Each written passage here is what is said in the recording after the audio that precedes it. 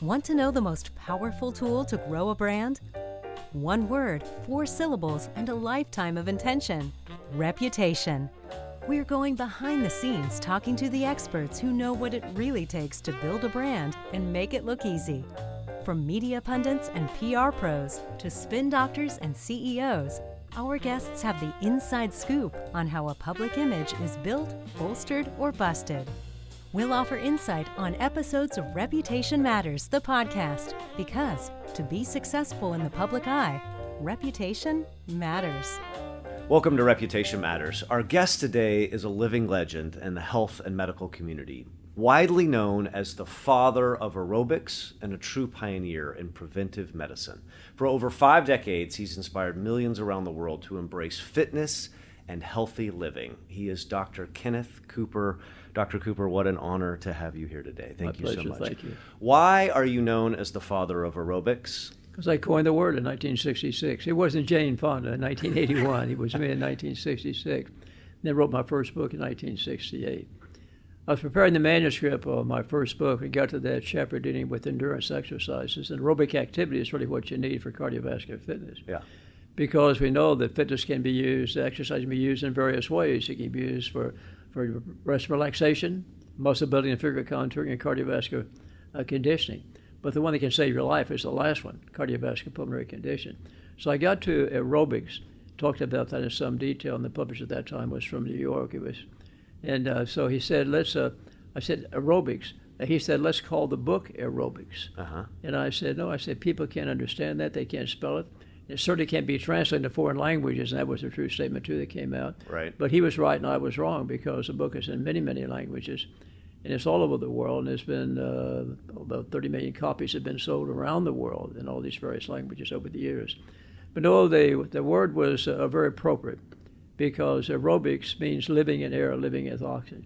The aerobic concept is a method of physical exercise for producing beneficial changes in the respiratory and circulatory systems by activities which require a modest increase in oxygen intake and so can be maintained. So that's the official definition of aerobics in the Oxford English Dictionary in 1986.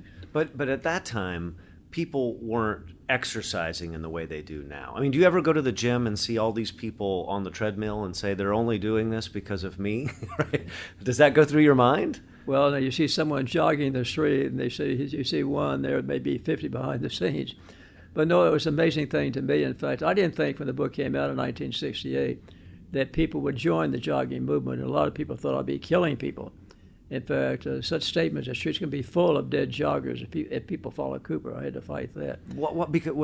Because people thought it was bad for you at that time? Well, you have to keep in mind that exercise has been attributed to athleticism. It hasn't been listed to health. Mm-hmm. And so even as an athlete in high school in Oklahoma City, where I went to Putnam City School for a period of 12 years there, and as a senior in high school, I won the state championship of the mile run. It's almost a new state record. I was an all-state in basketball.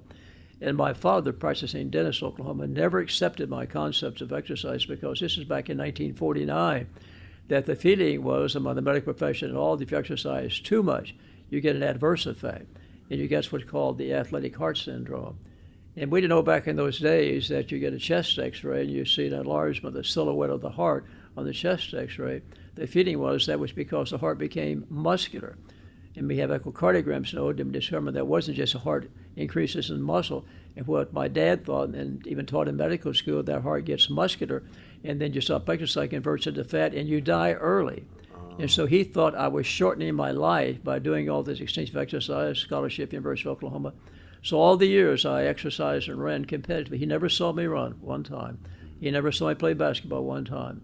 He even never endorsed my concept of exercise and training. Because he was my worried. mother did. My mother was my strongest supporter. She tried to see everything I possibly could. My father just said, I'm not going to stop you, but I'm not encouraging you to do it because you're going to die early. I've outlived him by 18 years. And here you are, 90. I'm 94. I'm in my 95th year now. But that's a shame, because I wish I'd known then what I know now. Because that heart wasn't just a muscular heart, it was a dilated heart. Because we found with the echocardiograms that muscle increases some, but it dilates so it can pump out more blood with each stroke. It's called the ejection fraction. And so it's a conservation of energy, because why do you think the resting heart rate goes down in endurance athlete? Average American male, 72 beats per minute. Average American female, 78 beats per minute.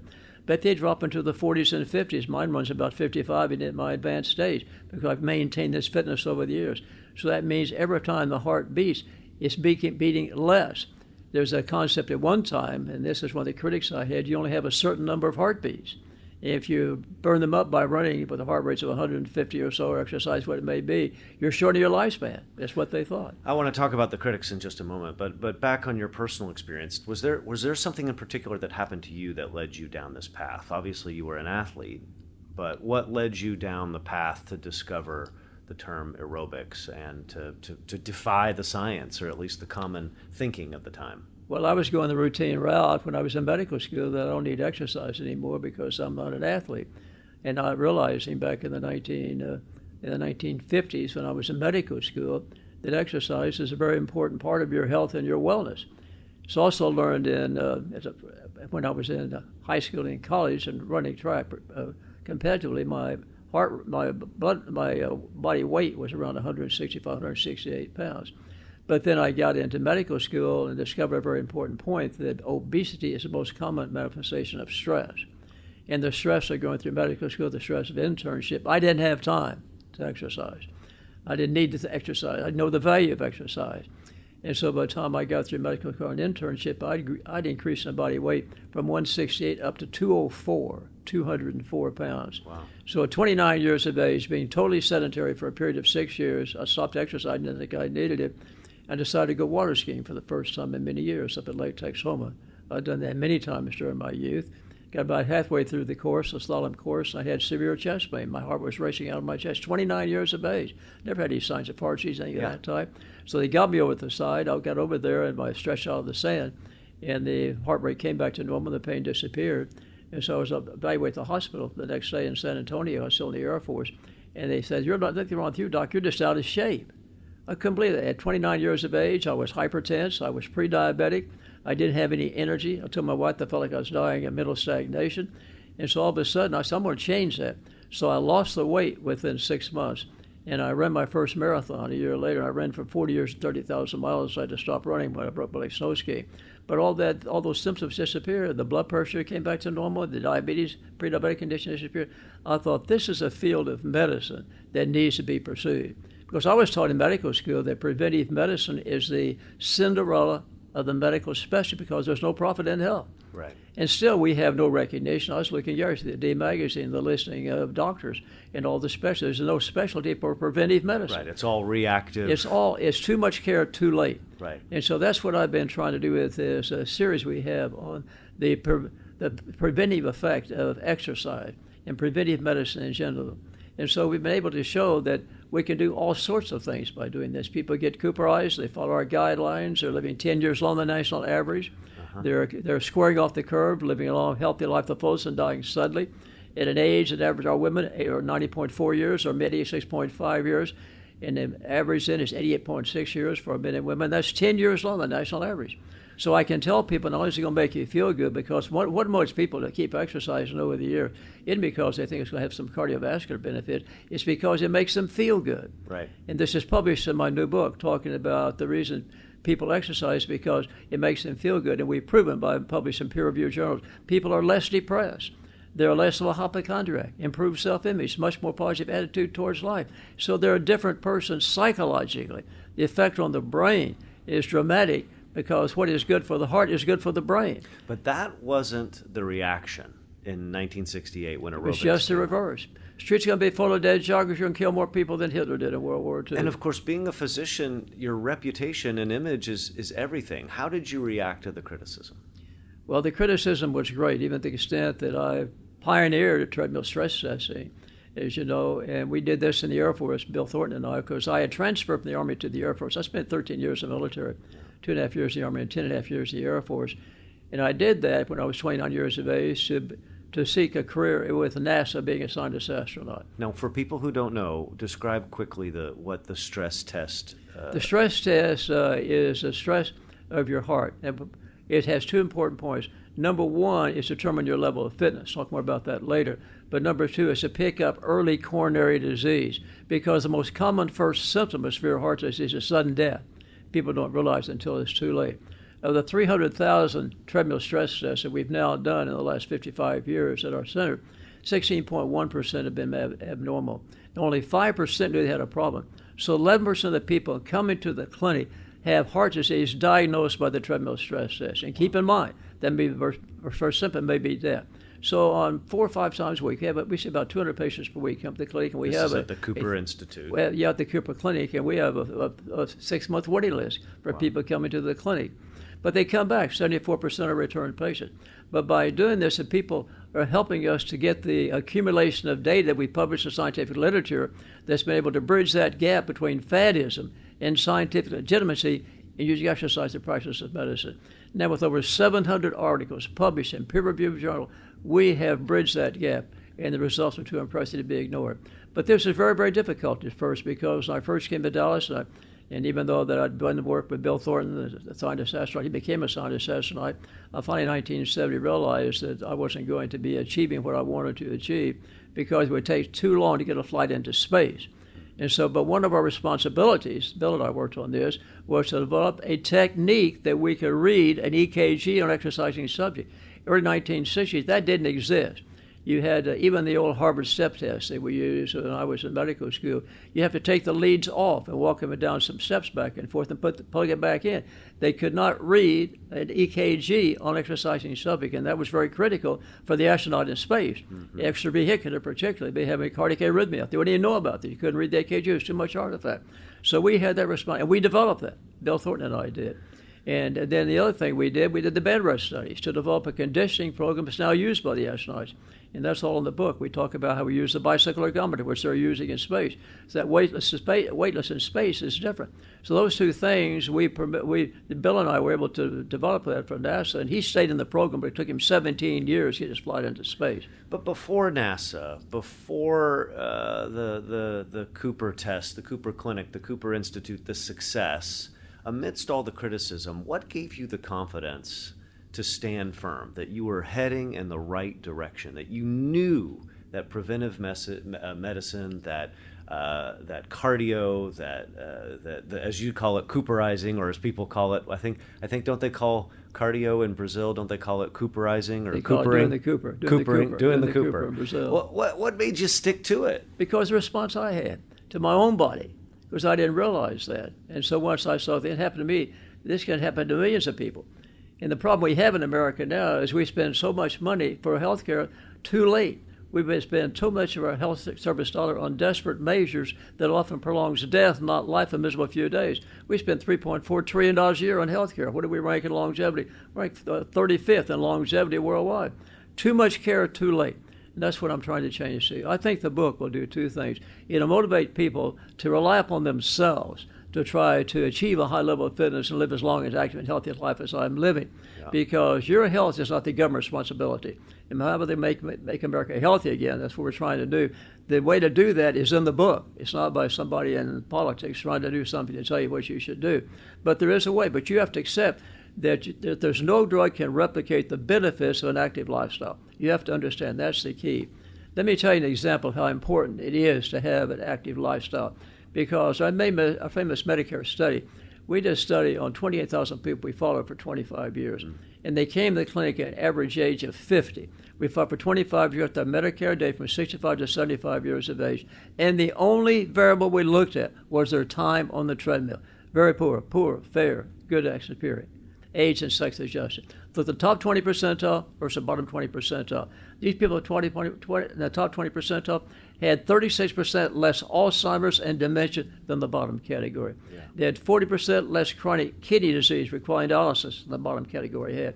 And they had a 25% reduction in all types of cancer and 25% reduction in congestive heart failure. And the big thing they had was the cost of medical care, Medicare. The top category from bottom category was 40% less than the top category and the bottom category. Now listen to that.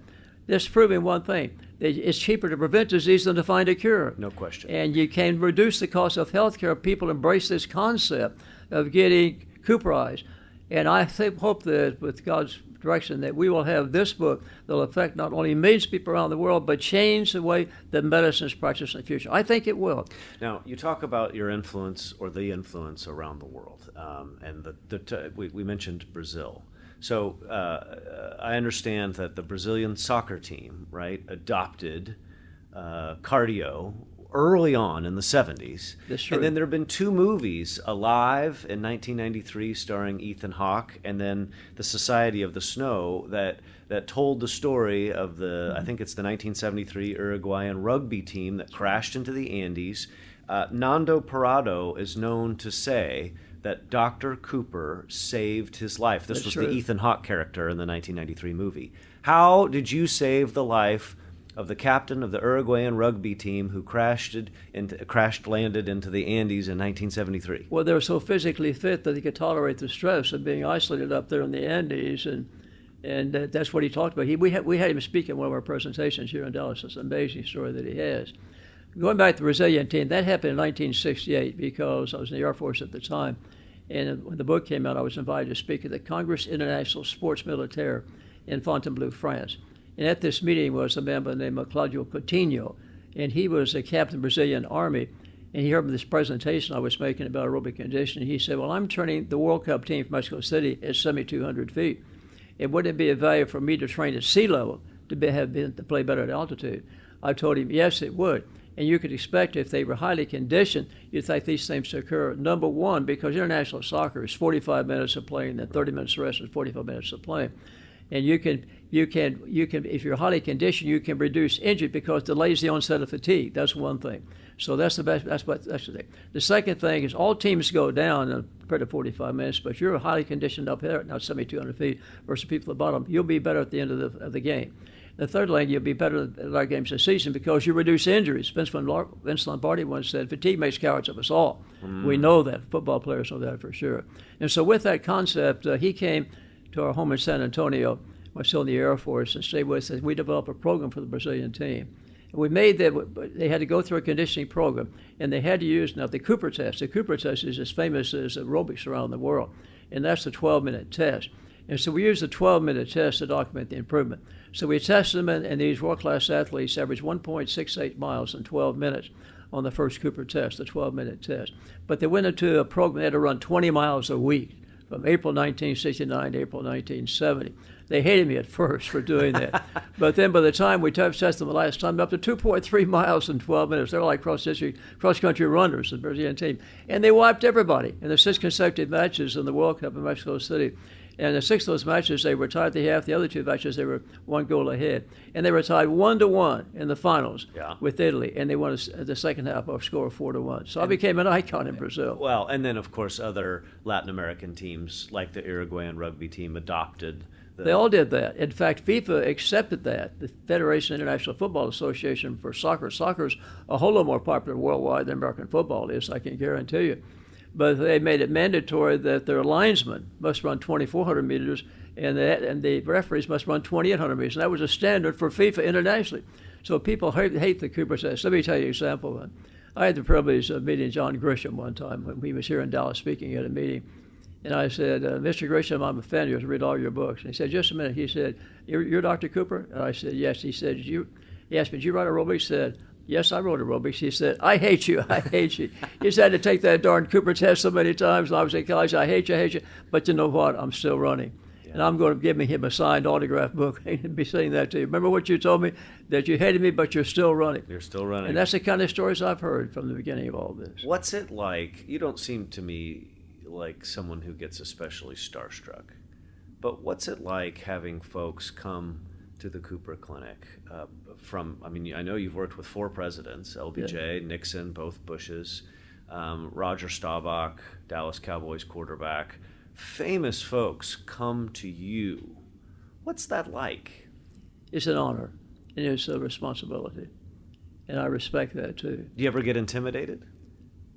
Yes, I do. I get intimidated, but the Lord has helped me overcome some of that for sure. But people ask me, how can you go from ground zero, 2 officers and 2 employees? I have to go to the Board of Censors in Dallas because there's something as dangerous treadmill stress test. The Dallas County Medical Society tried to take my license away. The Texas State Medical Board, all these things was dangerous. When was that? That was the very early days. That was back in 1970, 71, 72. because treadmill stress testing was not accepted by the medical profession. Exercise is not accepted by the medical profession.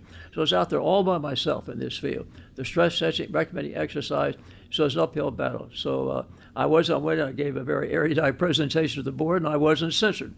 And it didn't slap my wrist. And the second person in town to have a treadmill for stress testing was the chairman of the board of the censors. Now it's ubiquitous all over the world. So we pioneered that, number one, and made it a very critical part of a preventive medical examination. But again, as I said, preventive medicine is center of the medical specialties. You can't make any profit in health. And they told me when I came to adults, you can't limit your practice taking care of just healthy people. They won't come to see you. They see their physician only when they're sick. First couple of years, I thought they were right. I didn't see many patients. But now we have a waiting list, 150,000 patients in our database, the largest database in the world, in which we've made fitness something objectively by treadmill stress testing. So now you've written your 20th book, Grow Healthy as You Grow Older. Let me play devil's advocate. You're 94, you've written 20 books. What else do you have to say at this point? You've made the difference. You've done it, right? You're successful. What else do you have to say now in book 20? Well, as my wife said the other day, why am I still alive and 90% of my medical school classes already died? I said, because I guess the Lord's not through with me yet. I've been writing articles since January 2021 for Franklin Graham in the Decision magazine. That's been it's been a great thrill because I've written those every other month. He has a section in Decision magazine. It goes around the world. In Decision magazine, he talks about body and soul. He talks about the soul. I talk about the body. I've done that it's been amazing to me, the number of people responding to the articles I write in Decision magazine. Give them the routine recommendations how to improve the quality and quantity of their lives. That's our goal. And so people want to listen to that. I think they'll listen to the book because we have undeniable evidence. I established my research institute 6 months before I saw my first patient, December the 6th, 1970, because my first 2 books written in the Air Force. Average age of population of the Air Force was 28, but the majority of people that read the first book were over 40 years of age. So I had to read the new aerobics and the aerobics way, all these things, aerobics for women, because I had that whole series of books there because I hadn't planned on such a wide diversity of people participating in this program. I wanted to make it safe as possible. You're going to have lawsuits filed against you, people out exercise and died while exercising. Every time someone died while exercising, I thought, well, here's the possibility of a lawsuit. I never had one. But people realize, yes, there's going to be a problem. We went from 150,000 joggers, my first book was written in 1960, to 24 million by 1994. Wow. So there was an exponential increase. Everybody's going to die. You're going to be amazed. Heart disease went down. Instead of going up, it went down. I even had one of those situations where this physician in New York was interviewing me on live television. And he was a very strong critic of my work.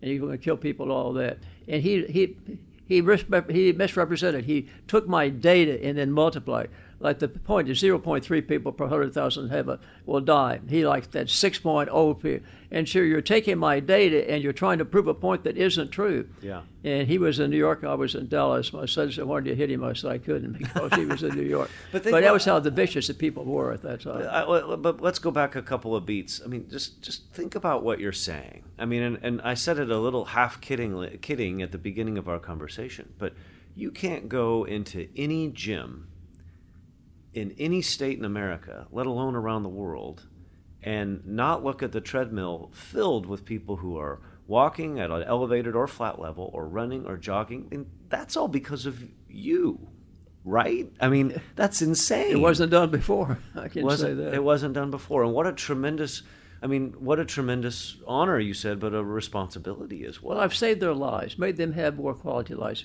Because what they're doing is condensing the time of senility and senescence into a short time immediately prior to death. That's what we call squaring off the curve. If I die tomorrow, praise the Lord, I've had a good life. I wouldn't be any concern. Because the number one reason we've been successful over the years and overcome all this criticism is divine intervention. And that theme is throughout the book. The Lord has had his hand on my life. And that was the first article I wrote in Decision magazine. That's what Franklin Graham used, how God has had his hand on my life. Number one, God has had his hand on my life. Number two, and that fantastic staff. And I tell people around the world, CEOs in particular, be just as successful as your staff make you. Number three, we've proven sheep more effective to prevent disease and find a cure, and I've shown you that. And number four, if people realize they have a need, and you provide a service to get the results they want, then make you successful in any field. And that's why 74% of our patients come back. So let's go back to the book for a minute. Grow Healthy as You Grow Older. What's the number one thing that you want people to get out of this book, different than the 19 before? I want them to realize that their health is your responsibility. It's not the government, it's not the insurance company, it's not your physician unless he's qualified in the field of preventive medicine or lifestyle medicine. And so we have 4 documentaries along with this book that we produce, and they are anywhere from 22 minutes to 42 minutes. You can go to our Cooper Aerobics website and you can get information about these documentaries and all. The last one is 42 minutes. We released that back in November of 2023 at the Bush Library. We had a reporter from CNN. They came down to, not to video, but just to interview me. You can still go to CNN and type in Cooper and exercise and see that interview. They told me several months ago it's been downloaded by 729,600,000 people around the world. I'm getting texts like Uzbekistan, places like that, all the world. I'm getting people coming and contacting me. So we've got a movement here that's gone worldwide. So my goal with this book, as I said, is to Cooperize the world and to make professions, a medical profession, realize that the greatest responsibility you have is try to prevent this disease, not delay it and to try to treat it at the tail end, but prevent it so people can enjoy quality of life. And that's the goal. We have people come to the clinic. We want you to enjoy a long, healthy life to the fullest. Aren't many people who have had their last name become a verb, right? It just doesn't happen very often. What has been your philosophy? Because you run a business, you're a physician, you're a scientist, and you're famous, right? So you've got something to say. You do speaking engagements, you travel around the world, you write books. What has been your philosophy in keeping yourself grounded and in being able to do it all plus have a family? I want to help people help themselves. I want you to realize that something as simple as just avoiding inactivity, getting 30 minutes, collective or sustained, most days per week, 150 minutes per week. Well, that's recommended by the American College of Sports Medicine. I recommended that years ago. If I get you to move up 1 block on the fitness scale from very poor to poor, just 1 block. We published this first. It was a legendary article we published November the 3rd, 1989, in the Journal of the American Medical Association, entitled Physical Fitness and All-Cause Mortality. And that article has been referenced over 10,000 times by other authors now. So what was controversial from the beginning, I became the answer from that original article. We're now associated with Texas Tech University Medical Organization, and we have our research institute now under their umbrella. We made that move just recently because I was concerned about the future of our research, which has been the key to our success. If I hadn't had the research, all this data, I wouldn't be where I am today. Yeah. We had to have that. And so it's getting progressively harder to achieve funding for that. And so they took over the responsibility. Dr. Ted Mitchell is the chancellor at Texas Tech, my wonderful friend who worked for me for 17 years. He was CEO, wasn't he? He is a top person with Texas Tech. And so we now joined them, and they have Texas Tech have branches all over West Texas. They're located in Lubbock, but they're also in Abilene, and they're El Paso, and they're in Odessa, and they're in Amarillo, and all these places. The School of Public Health is in Dallas now, right across the street from Southwestern Medical School, by the way. And so we have moved our research institute down to join them.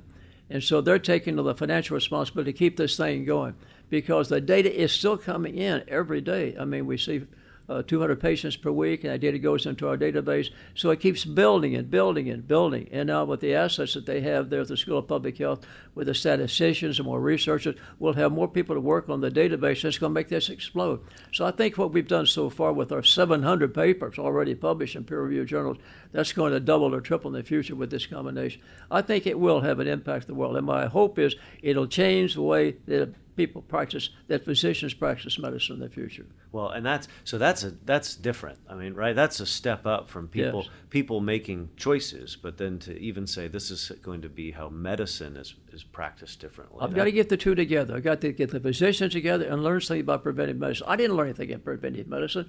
One of the 4 documentaries we have is the physicians number 1. Try to give them some information how to become certified in preventive medicine. The American Academy of Lifestyle Achievements, you go that route, you can be certified in that now.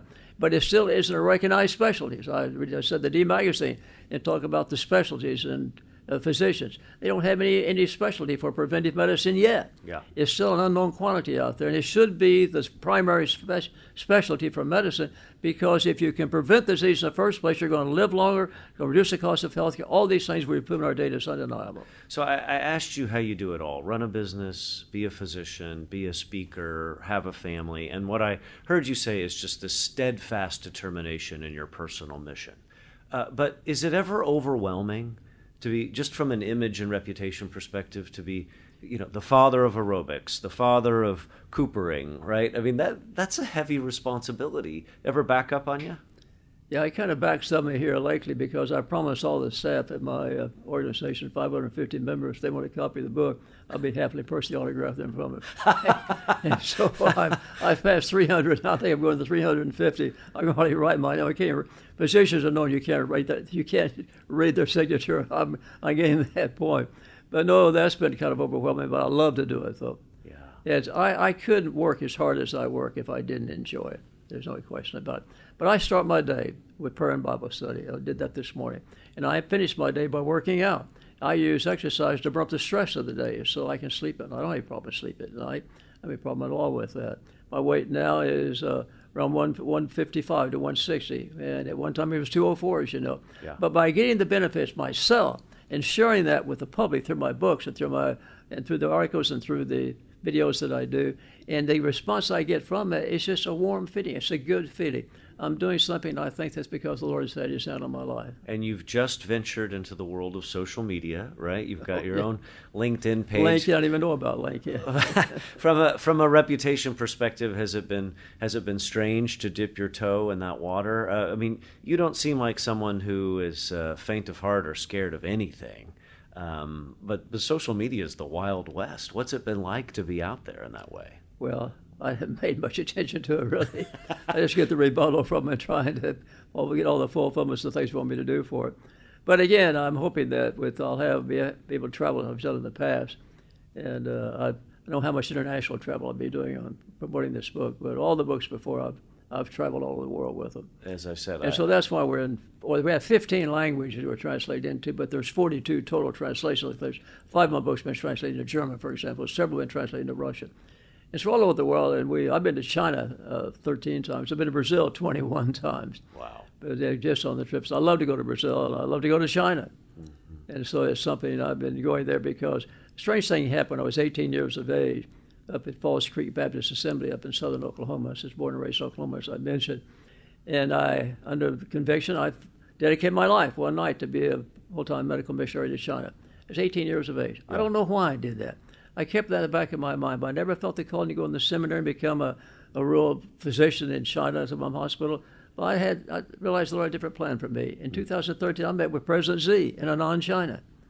And I have a very close connection there. And the last time I was in China was in 2019, and they had signs on the highway speaking at Vital Lake, suburbs of Beijing, me walking with my little dog. Of course, I have the famous statement, walk your dog whether you have one or not. I have a little Maltese. You can't keep up with me, so I walk my dog in the evening, carrying her in my arms. And that was for every 300 miles from Beijing to Hong Kong. Was my picture, big billboard. Downtown Beijing, there's a big sign of my picture of my book. And it's just an amazing thing to see that. And I say, praise the Lord, praise the Lord. What's it been like I mentioned 4 presidents, Lyndon Baines Johnson, of course, from Texas, Richard Nixon, George H.W. Bush, and George W. Bush. You're good friends with President George W. Bush, I understand. Yes. But he was a patient. His father was a patient before he was. And then George W. Bush here in Dallas. Then he became a very adamant responder to our program. I went to Washington 8 times to his examinations, and he insisted on having the treadmill stress test. In Washington? In Washington, yeah, Bethesda Naval Hospital. But the first time we did the stress test at Bethesda Naval Hospital, and George W. wanted to have it done like he'd done all the years becoming at the clinic, because he always ranked in the top 5 percentile level of fitness. He's very proud of that. He was the most highly conditioned president we ever had, I can say that. And so the hospital, they'd never done it before at Bethesda, so the chief of cardiology was there. He wanted to be sure this was done properly, because he'd never seen it before. I had a staff went up with me. And so as we're going up on the treadmill, it increased in incline, not the speed. And the heart rate was going up, and the chief of cardiology and I were standing at the back of the treadmill. And he said, don't you think it's time to stop? George, you want to stop? No, I don't want to stop. And so he kept going up and up and up and up, getting up there, going out to about 22, 23 minutes. He said, "You're going to kill the President of the United States." And I said, "George, you want to stop?" He said, "No. I know whether the wrath of the chief of cardiology or the wrath of George." So I waited. He set a new record. And so again, that was the first experience I had with Washington and the stress. I don't think it's stress as done by any other president. You were stressing them out is what you were doing. And when you say, just to clarify for our listeners and viewers, when you say up and up and up, you're talking about on the treadmill and the elevation. It goes up every minute, every minute. It starts on the flat, but it goes up to a size 25%. And then if you go below that, you increase the speed from 3.3 miles an hour. You keep going up. So you got about 25 minutes. You're running on the treadmill finally, but you walk it first. What the question is what goes out first, your legs or your cardio? I know. Yeah. But it's a very accurate test and a very safe test. That's what we had to overcome the resistance criticism, because it can be done safely if physicians know how to do it. Yeah. And that's the need. And so I'm trying with these videos we've done. Number one is to physicians, teach them more about preventive medicine. What I learned in preventive medicine, I learned at Harvard School of Public Health. It was not in medical school at all. The second is for medical schools, and we want to get this information into medical schools. And the third one is for people throughout the world, the last two. So tell me your relationships with the White House in the past. Do you feel like it's led to policy change, policy impact? Well, I was offered a chance to be Surgeon General twice when I was working with George Bush. But I'd had to sell the aerobics to the highest bidder. And I said, I'm not going to do that. The second time that when the Kimona had retired, and they asked me again if I would consider it, and they wanted me to concentrate on AIDS and avian flu and bioterrorism. I don't say anything about that. Yeah. I want to concentrate on child obesity and diabetes, adult obesity and diabetes, the cost of health care. I've got things I know can improve the health substantially, a whole lot more than I could ever be Surgeon General. I'm going to concentrate on what I've been doing. So I had that chance, and again, God has had His Son in my life. That was those other epiphanies that I've had. So again, it's just been a fabulous life. I've got a wonderful wife, and I have 2 children. I have a son and a daughter. We have 5 grandkids. And I'm a family man, and I enjoy my family very much. And I have, unfortunately, I've had difficulty when I was trying in the early days to overcome all the resistance and criticism that run me out of town. I didn't have that much time to spend with my son, Tyler, because he was born 8 days after I saw my first patient in Dallas. Mm-hmm. And so I was just trying to survive. So we've made up with that over the years by having father and son trips. And we've made 12 of these around the world. And he works with you now. And he's now the president and CEO of the operation. Let me tell you an amazing story. But this is one that happened not too long ago. It was 1989. And in one of our trips, we went to Africa to climb Kilimanjaro. And that was with 3 other fathers and sons. There were 6 of us total going over there. So we trained in Kenya for about a week at 10,000 feet. Because it's 19,600 feet. Yeah. That's high. So I've climbed to 14,410 feet, but I never climbed to 19,000 feet. But they did at the base of the mountain. They were giving us a briefing on the climb, and they said, you have to worry about cerebral edema. Mm-hmm. You get a headache at altitude, and you can die. Yeah. If you don't get off the mountain or get oxygen, you will die. And so I thought I had some exposure in altitude chamber flights when I was a flight surgeon in the Air Force. That I've had a lot of exposure. I said, Todd, I don't think I really should go on this climb, because you start losing bed cells, your brain cells, so you get exposed to high altitude without oxygen. And so I abandoned the trip. Well, they left the next day, and I had a day to at least climb up to 7,000 to 14,000 feet. I did that. I got a guy taking me up to 14,000 feet. But the next day I was going back to the airport and go back from Tanzania. But going into Tanzania, too, I could get into Tanzania because in trying to cross the border from Tanzania, they would let me across because I had a stamp in my passport from South Africa, and that was back in apartheid areas. You cannot legally be in Tanzania. And so, but the guy came back later and said, I think I can help you. He said, what's going to cost me? He said, $35. I said, I can handle that. I bribed myself to get across the border. $35. $35. And then they left. I was there. I had to get back to them by myself. Yeah. And so I was getting back to the border. You probably won't believe this, but it's true. It's like it happened yesterday. But getting close to the border, I realized I don't have anybody to help me now. I found a guy that he could speak a little English, and he became he was quite enthusiastic about because I was from Dallas, and he had seen the Dallas television series. And I told Linda Gray's been my patient. That really made an impression upon him. But so getting close to the border there, and I realized I'm in deep trouble. Lord, you got to help me. I was sweating blood, standing in line. I remember this like it was yesterday, and there were 2 people standing in front of me. And then out of a clear blue sky, here was this beautiful white woman came up beside me in perfect English, said, "Dr. Cooper, I've been waiting for you. Give me your passport." So I gave her my passport, and she walked up with me, opened it up, and with a stern voice said, "Stamp it." So I stamped it, made me to close it back, gave it back to me. I wanted to thank the woman there. No one there.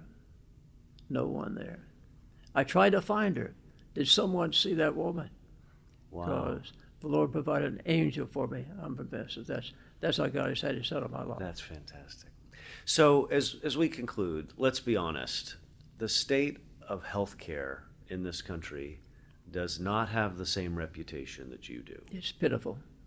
It's terrible. What is going to have to change in order? But you're not going to do it with the government. Just take it.